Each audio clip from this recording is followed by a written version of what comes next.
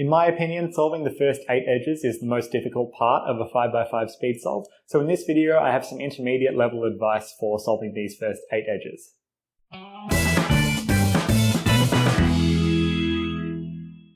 So in my opinion, solving the first 8 edges is the hardest part of any 5x5 solve using the reduction method. So here are some tips to help you out. The first one is to figure out and decide on which slice are you going to do your edge pairing. So there are 2 main slices on which people do their edge pairing, either on the E slice, that is using the U and the wide D layers like that to pair up edges like so, or other people prefer to use the M slice, so that's using wide L and R moves to pair up edges like that. And you can use a combination of these 2 things, but you should have one main slice on which you pair up all of your edges.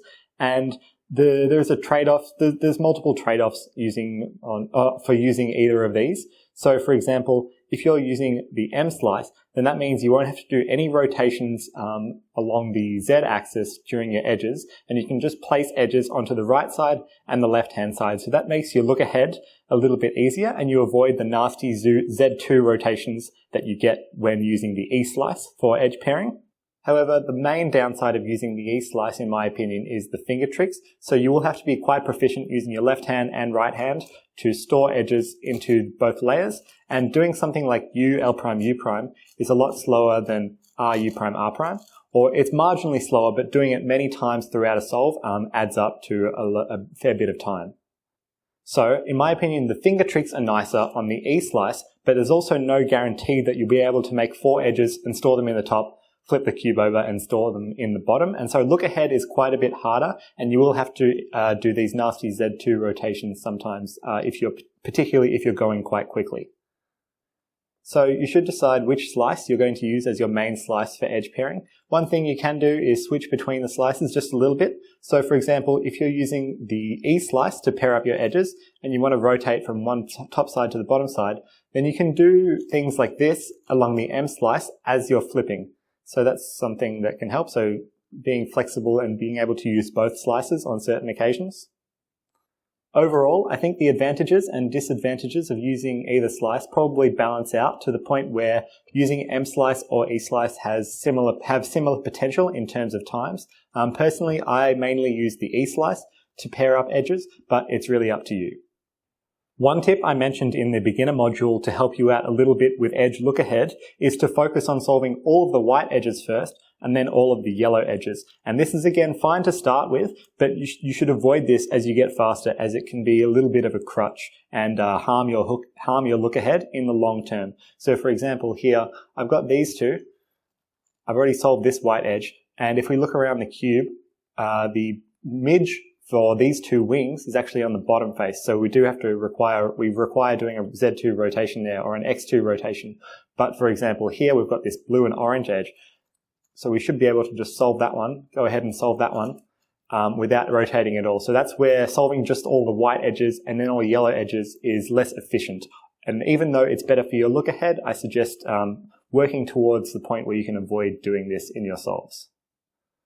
Another easy tip is not to keep too much in your head. So if you're still an intermediate level solver averaging a few minutes, 2 to 3 minutes, don't try and keep track of edges all over the place. So the maximum amount you should have in your head and that you should be thinking about is the current edge. So what you're working on here, for example, the white and red, and the pieces for the next edge. So that's about it. You shouldn't be keeping track of blocks here, blocks here, blocks here, all over the place, as you'll get easily confused and sidetracked.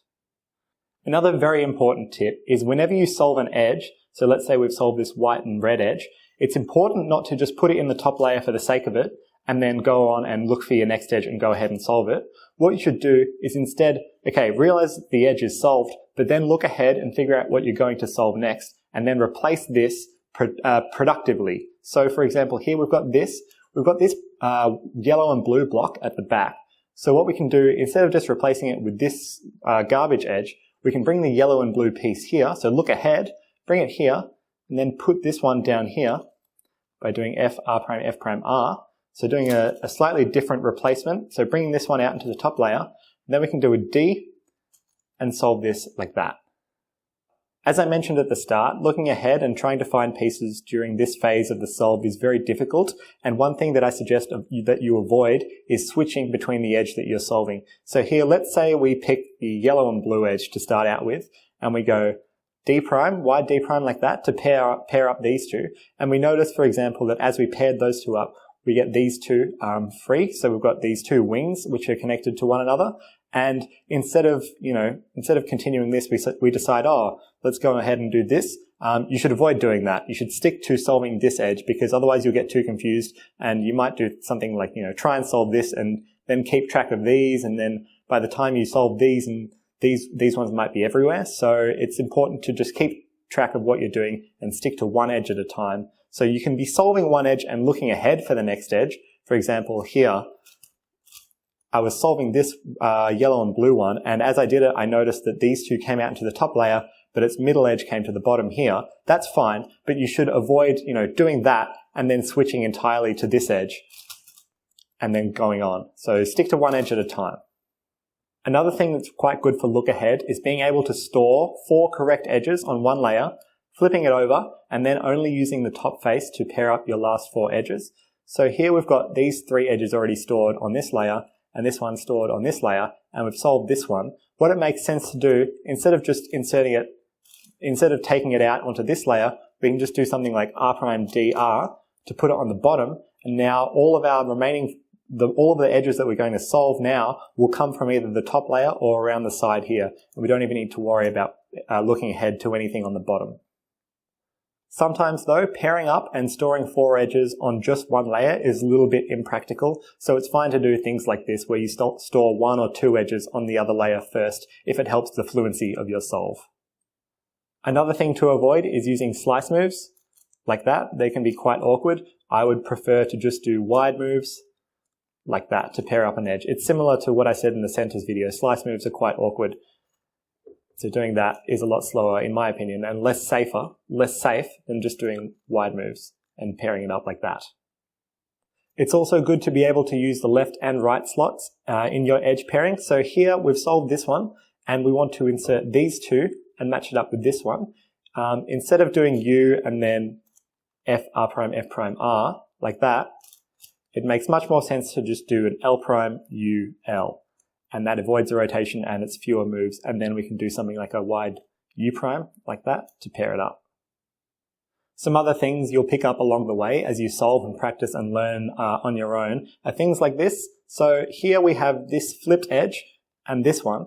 So intuitively we might want to actually flip this edge first and then do our slice, flip, slice. So flip, slice here and slice back.